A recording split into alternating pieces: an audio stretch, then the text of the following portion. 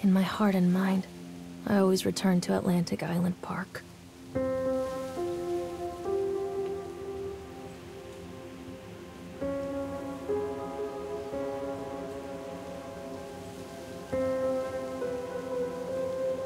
Where's Mr. Bear? I haven't seen Miss...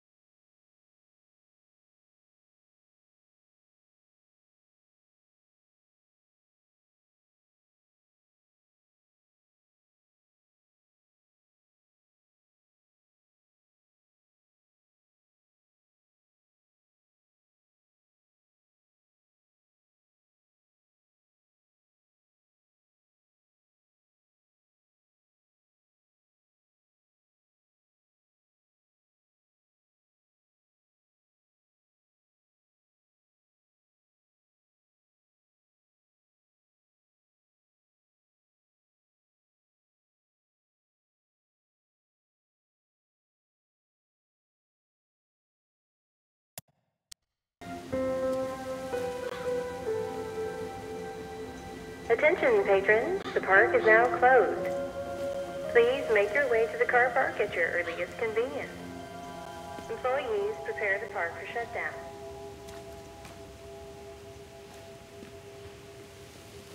Callum was born the day this place opened. This is his favorite place in the world.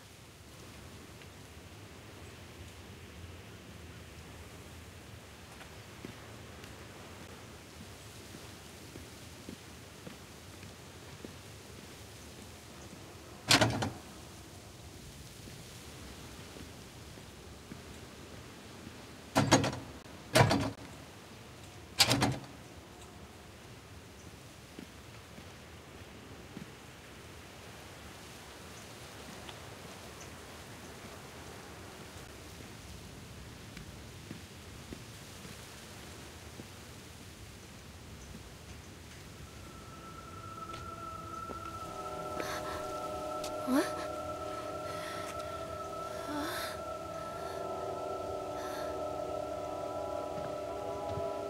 Hey, Lorraine. Lorraine. Don't blame yourself, Lorraine. People lose things all the time. Take a deep breath and think about the last place you saw your son's teddy bear. Hey, stop! I think your boy just ran into the park. I'll unlock the gates for you.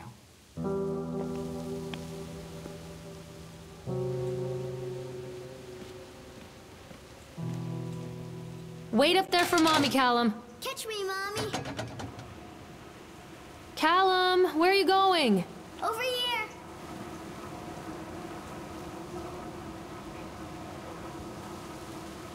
Callum, I told you to wait in the car. Come on, Mommy.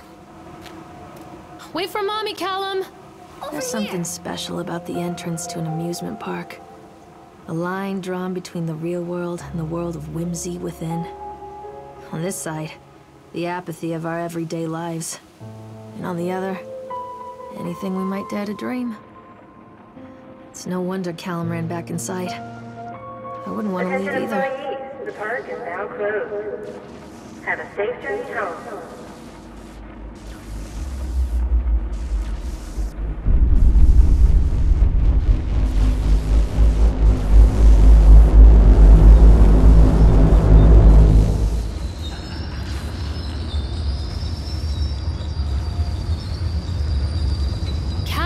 I told you to wait in the car. Oh, God. The park. What happened here? You can catch me. Wait, Callum! Callum! did you go? Callum? Stop! Callum! Callum, stay where you are!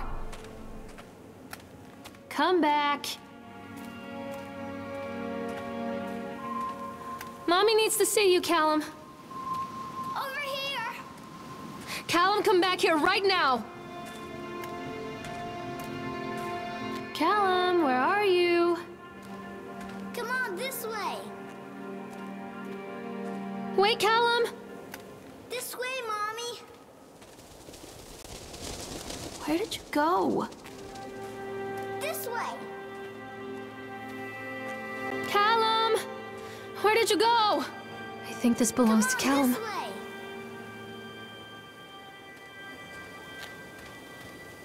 Chad the Chipmunk, huh? Just a drunk guy in a suit.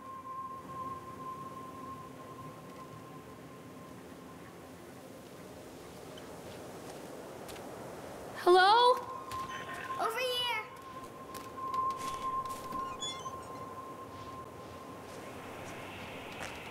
What is this about?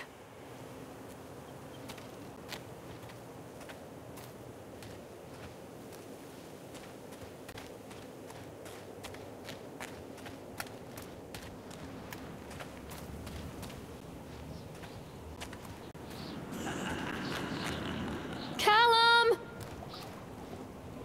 Callum, stay where you are!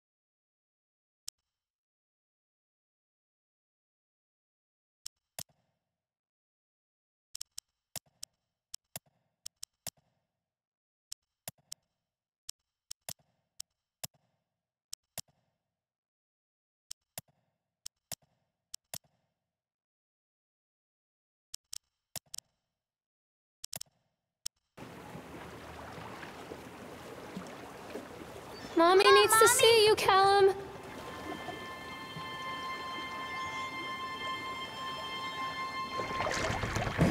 Where are you?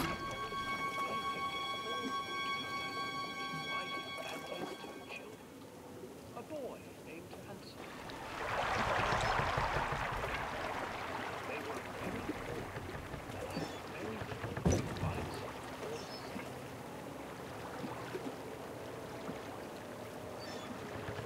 Callum, stay where you are. Callum? Where are you? Come out, sweetie. Callum, where did you go? Callum, where did you go?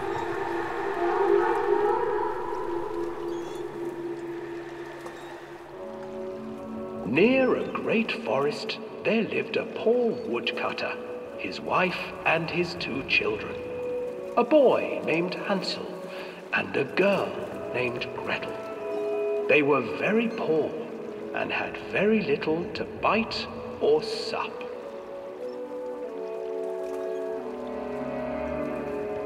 What will become of us? The woodcutter asked his wife one night.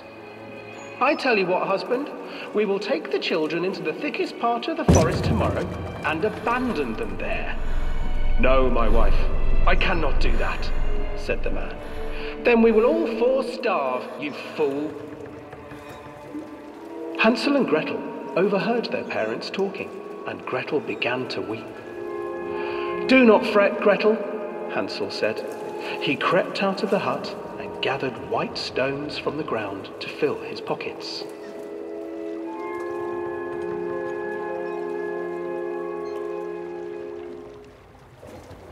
The next morning, the woodcutter leads the children into the forest. Before they leave, their mother gives them a slice of bread and warns them that they will get no more food that day. Clever Hansel leaves a trail of white stones behind them as they pass into the woods. When their father leaves them, the children wait a while, then follow the trail back to their parents' house. After receiving a thorough scolding from their parents for getting lost in the woods, the children are sent to bed without any supper. Hansel tried to sneak out and collect more white stones, but found that the door was locked. "Tomorrow I will take them into the woods myself," the wife told the woodcutter. In the morning, their mother gave them a slice of bread and led them deep into the forest once again.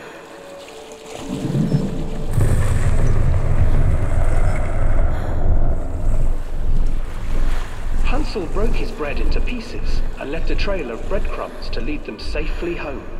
But hungry-eyed birds snatched up the breadcrumbs and his trail was destroyed. Abandoned by their parents and unable to find the trail home, the children wandered in the forest for 3 days.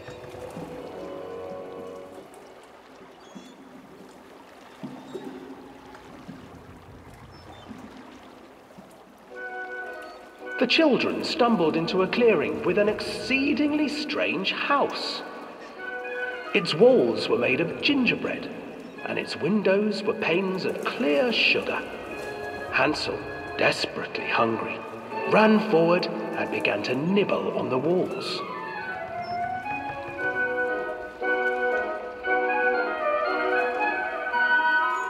"Nibble, nibble, little mouse. Who's nibbling at my house?" An old woman emerged from the house, sniffing the air and peering around with cloudy eyes. "Oh, you dear children, who brought you here? Just come in and stay with me. No harm will come to you." But Hansel and Gretel stayed back, for the old woman reminded them of their cruel mother. "Come, children, don't be afraid. I have something for you." The old woman offered them 2 enormous lollipops. The children took them and began to eat. "You see, nothing to fear here. Come inside," the old woman urged, and the children, still licking their sweets, followed.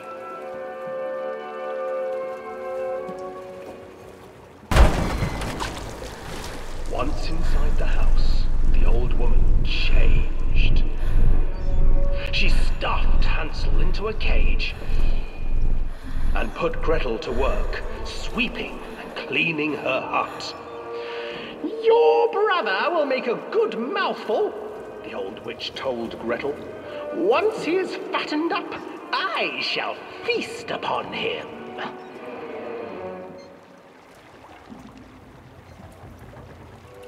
Time passed, and poor Hansel refused to eat, fearing the day that the witch would eat him. The witch, for her part, grew impatient. "Today I will cook and eat your brother, Gretel. Climb inside and light the oven." But Gretel pretended not to understand. I do not know how. Where is the opening?" "Fool!" the old witch said. "The opening is here." And she moved to show Gretel. Seizing her courage, brave Gretel gave the witch a shove, and the old crone tumbled forward into the oven. Gretel slid a large iron bolt over the door to the oven. Gretel freed her brother Hansel, and together they lit a fire beneath the oven. And though she screamed and begged, the children sat by the oven, until her screams had stilled and the witch was cooked. And then, because even children can't survive on sweets, they divided up the body of the old witch and ate her.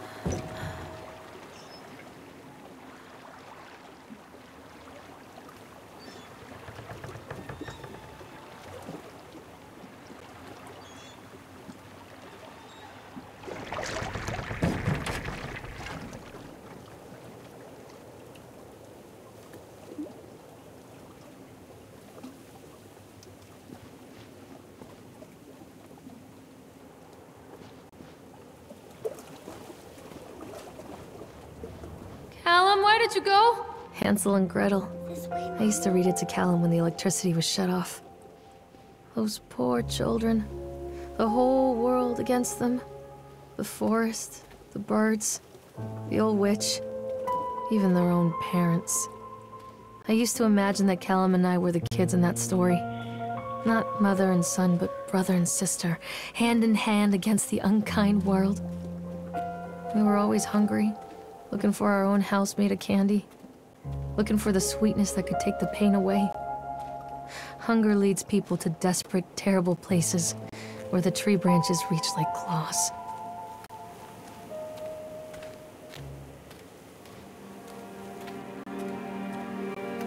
Callum!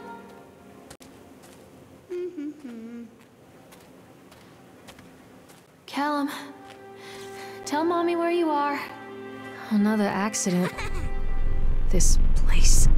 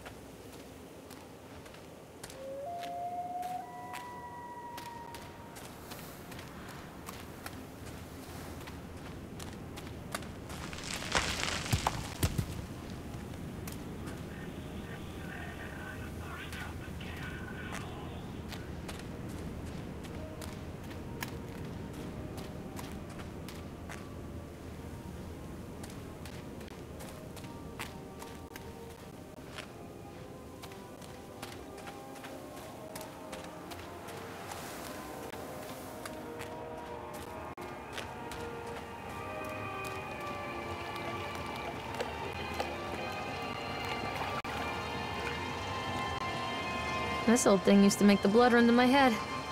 Make me dizzy. The guy just snapped. Those poor kids.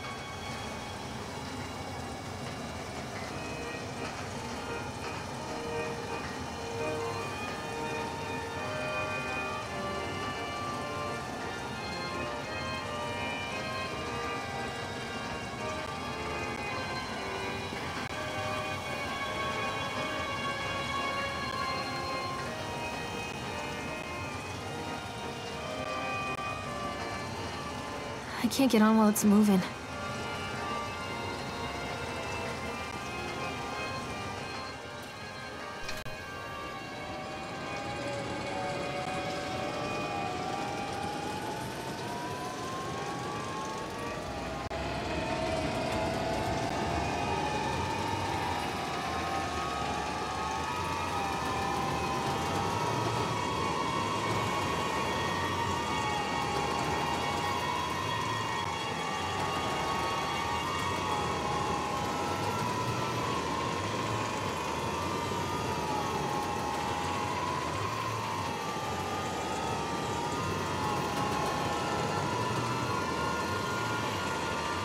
Come out, sweetie.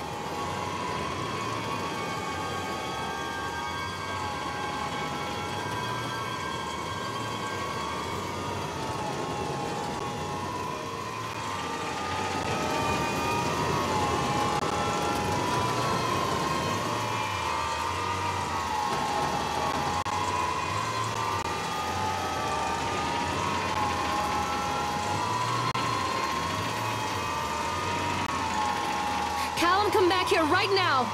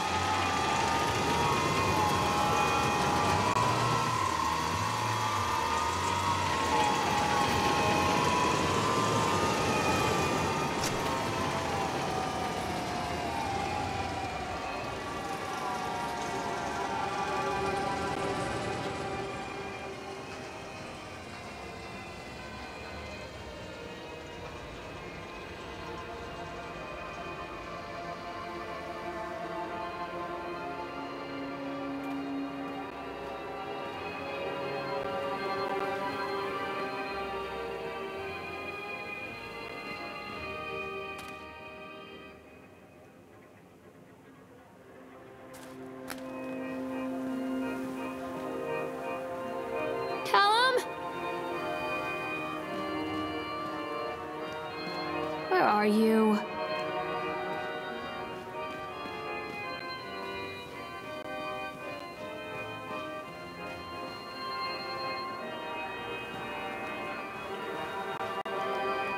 Treachery hides in thoughts.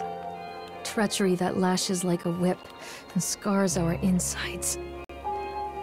The first time I saw Callum, my thoughts betrayed me.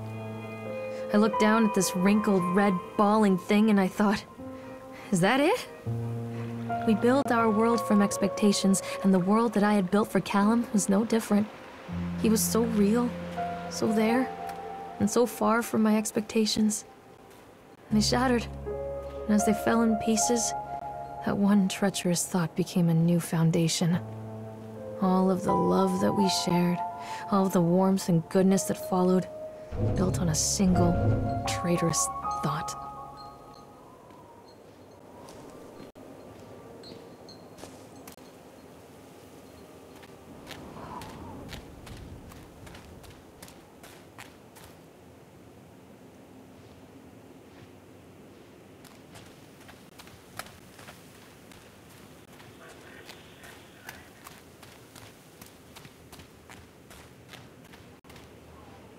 Constant crashes and 80s music. Guess it floats someone's boat.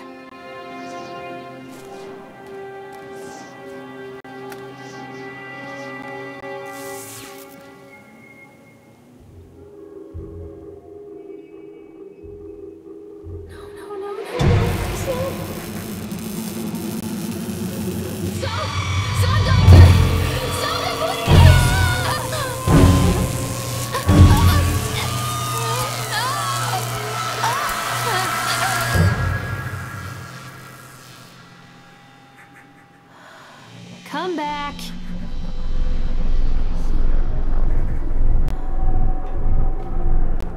Hello? Catch me, Mommy.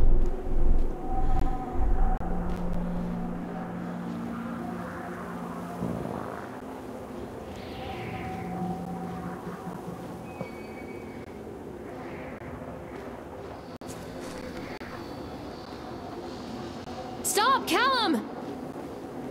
This way. Stop! Callum! Come back, Callum! Mother duck said quack, quack, quack. Wait for Mommy! Can't catch me.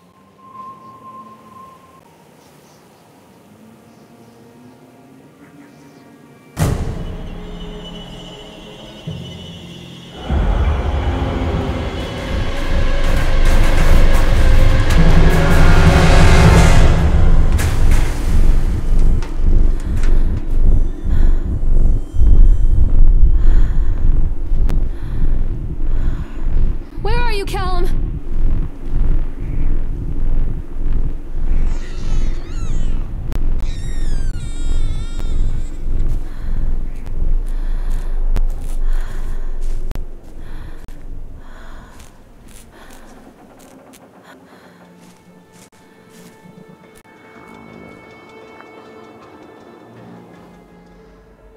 It's a matter of public record that I am a failure as a mother.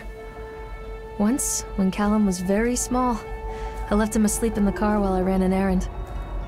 Don't even remember what it was. When I came back, the sheriff was standing next to the car, watching my boy through the window. I didn't like what I saw in his eyes. Judgment. He wrote me the ticket without saying a word. Just the scratch of his pen on the notepad. When he gave it to me, our eyes met. I know what you're going through. My daughter, Helen, she just gets some help. Help was a bolt of lightning. Help was 1,000 volts surging through my veins. Help is agony. I'd rather die. I wanted to scream. I'd rather you pulled your gun and shot me. But instead my mouth said, "Yes, Sheriff."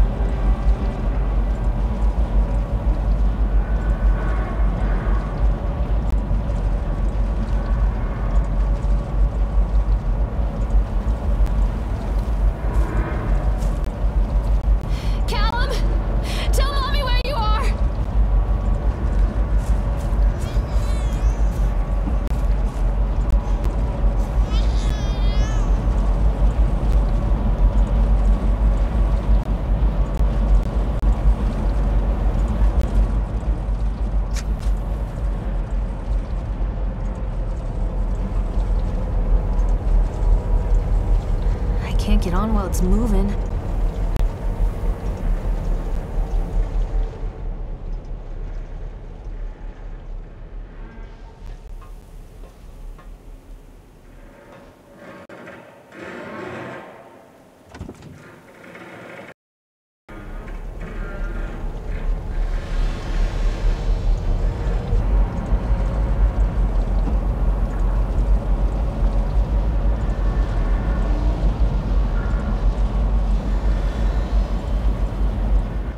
People come into your life for a reason.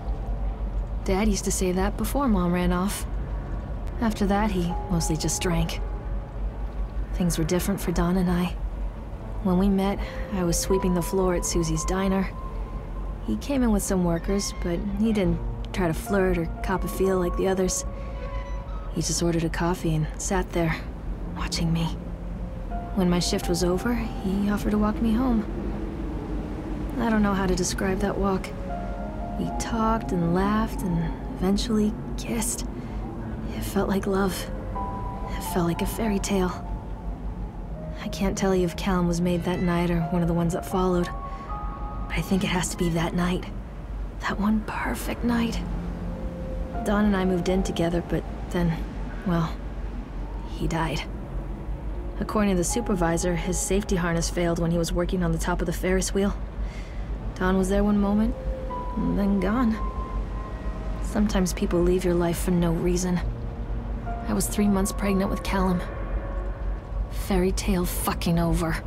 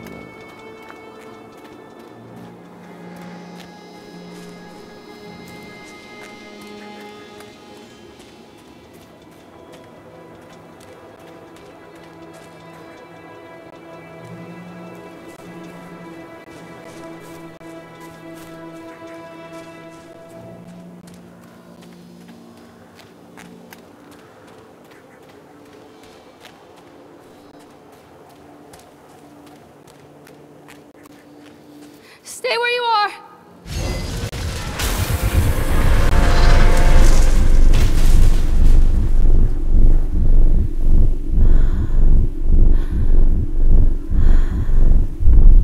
Stop hiding, Callum! He's coming, Mommy. Where are you? He's watching you. This isn't a game, Callum! Don't do it, Mommy. Come back, Callum! Don't touch it. A lot of people idolize their children. You hear them talking about their kids and just the way they talk, their fucking voices make me want to vomit. My angel likes to read, and little Johnny is so good on the piano. Fuck those people! You give up 9 months of your life carrying them, you traumatize yourself giving birth to them, and then you spend the rest of your life as their slave. Wiping asses, mopping up piss, feeding them. Little life-sucking monsters who take and take and take until... we all go insane. Any parent who pretends otherwise is just dishonest. That's called choice supportive bias. I am honest.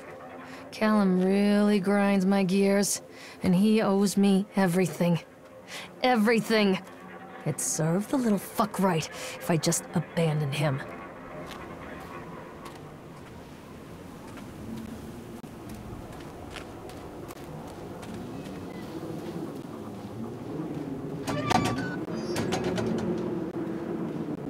I always wanted to ride this one. Never got around to do it before.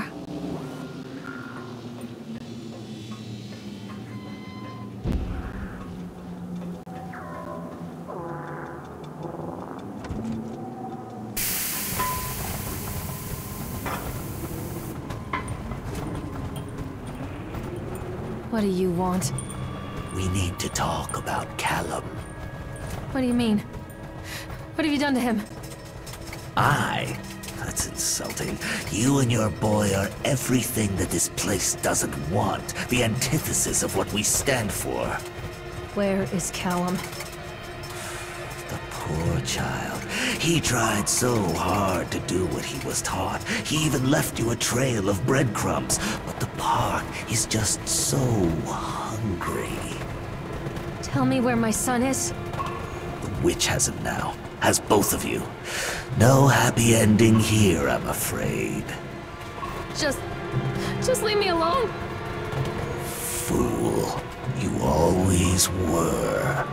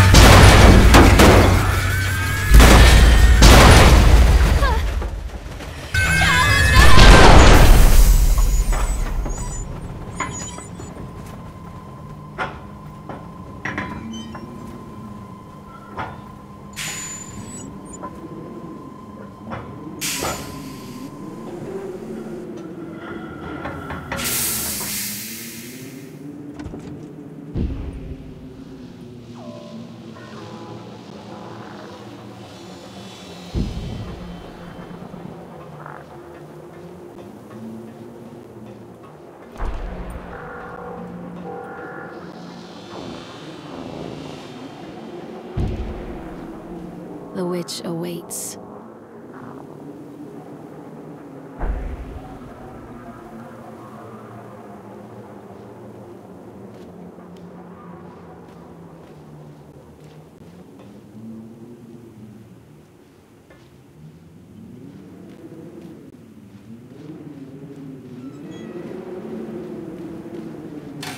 Callum has bruises on his arms, finger marks. Someone has been hurting him! I've asked him, demanded really, to know where he got the marks. But he doesn't want to answer me. Something has scared him into silence. doesn't dare talk. He's been changing too.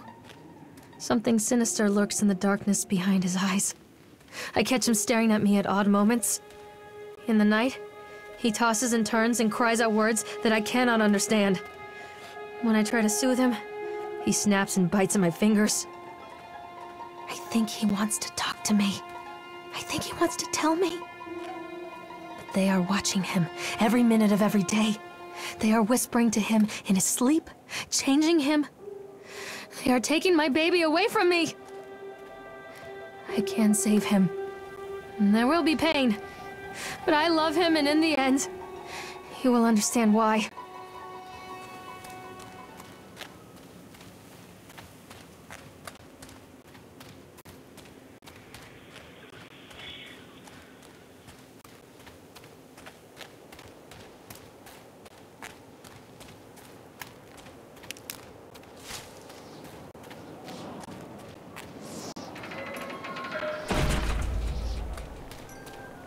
The whole town was shocked by that one.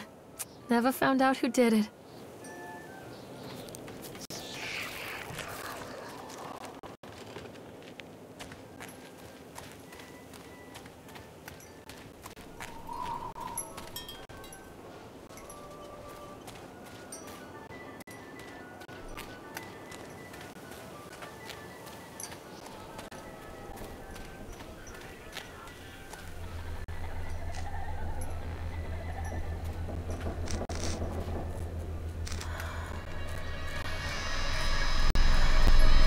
Bastard. Who did this to him?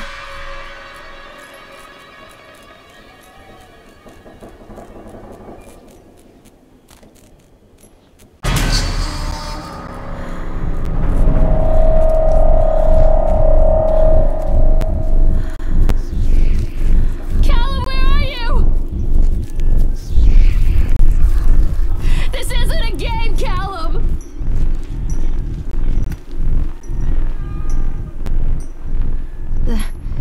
These are mine.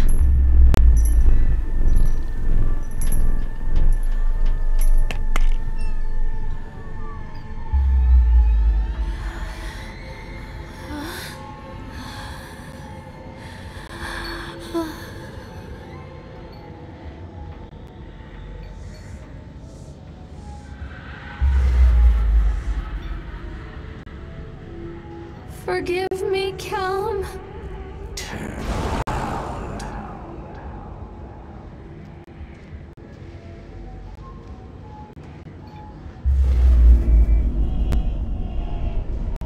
Callum, I'm sorry. Don't touch me.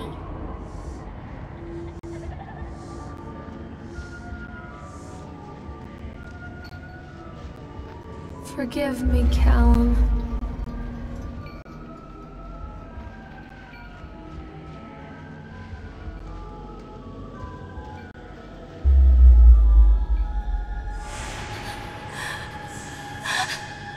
Oh God, no.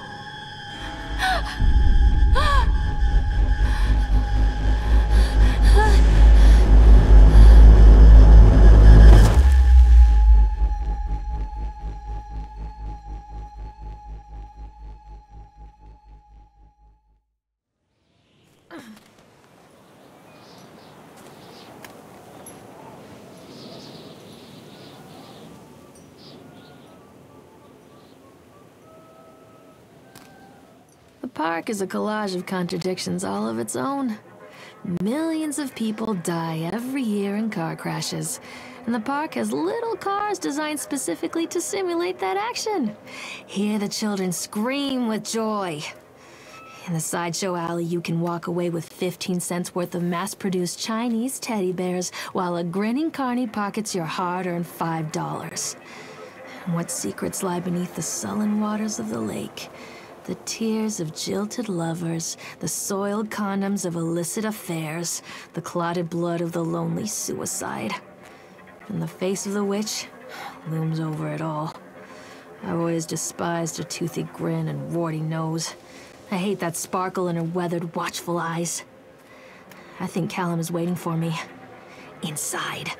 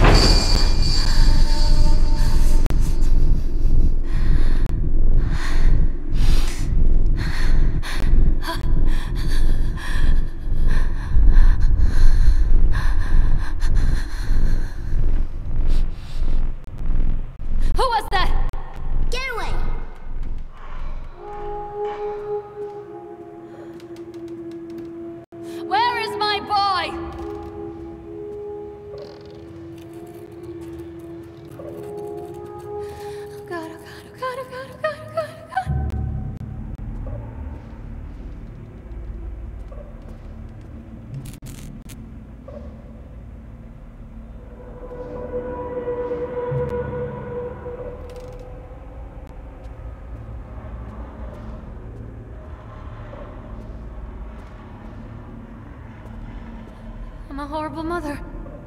Where is he? Please, don't make me see.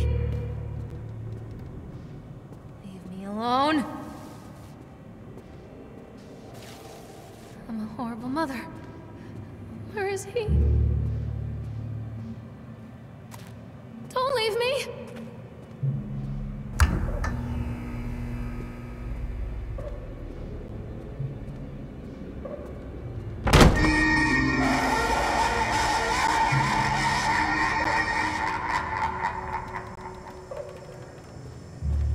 Stop!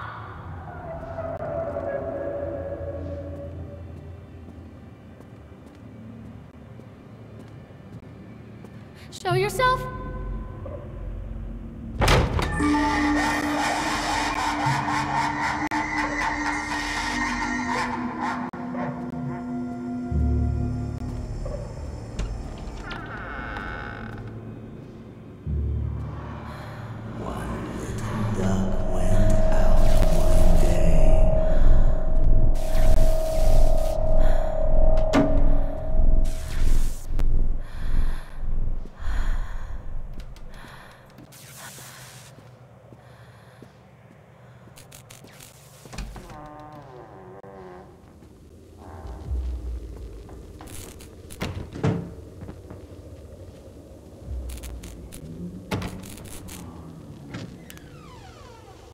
Don't leave me!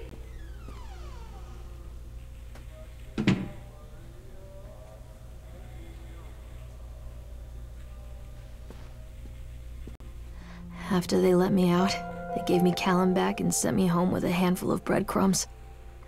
Home, bittersweet home. I barely recognized it. Where there had been color and light, there were shadows and regrets. Where there had been warmth, there was a bone-deep coldness that never went away. I tried my hardest to keep the ghosts at bay. Don, watching from the dusty corners while I tried to teach his son to read. My father, coldly assessing me and finding me lacking. I devoted myself to Callum and did the things that they told me. It will get better, they said. Every day will be a little better than the last. I'm in the woods now, lost and afraid. Things never got any better.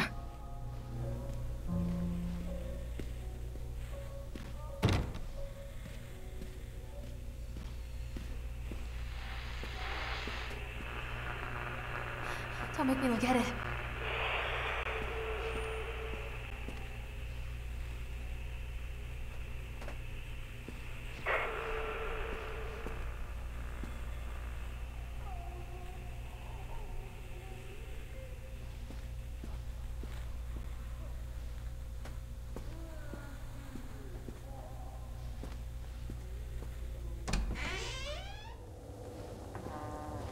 Show yourself!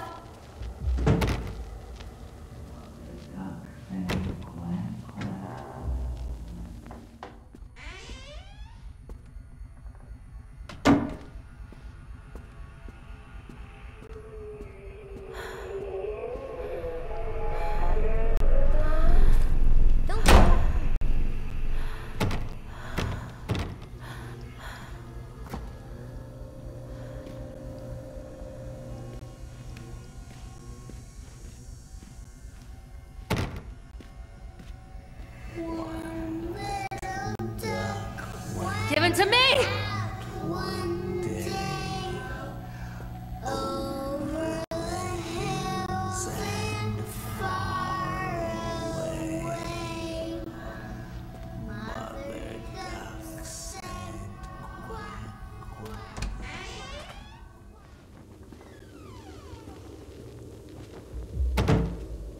That mother duck went out one day.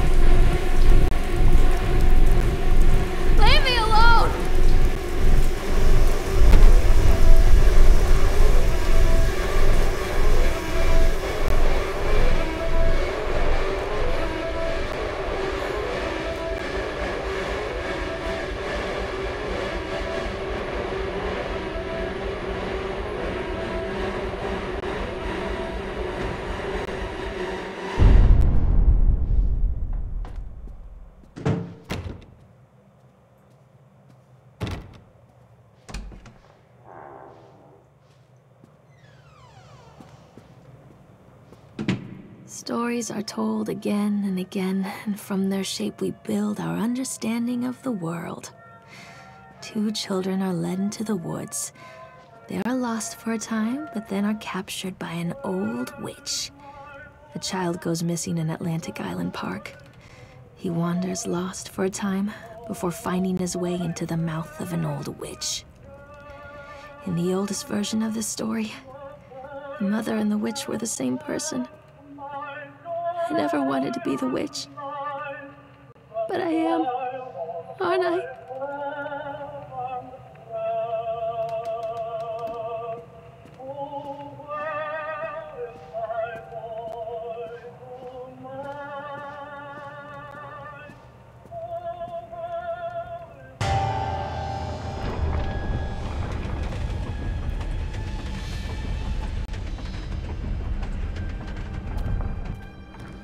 What have you done with him? Callum? Callum?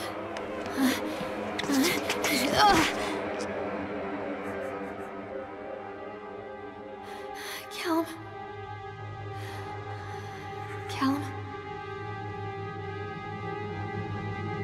Callum!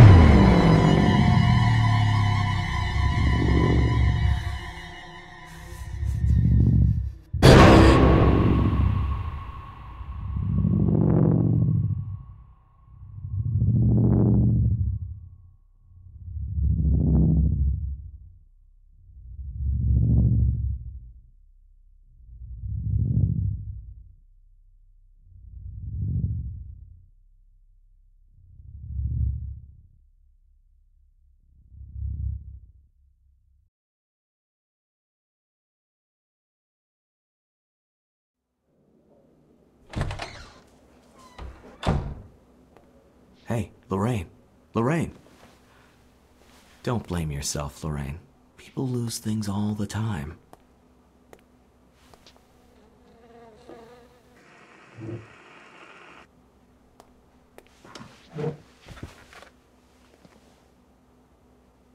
Take a deep breath and think about the last place you saw your son.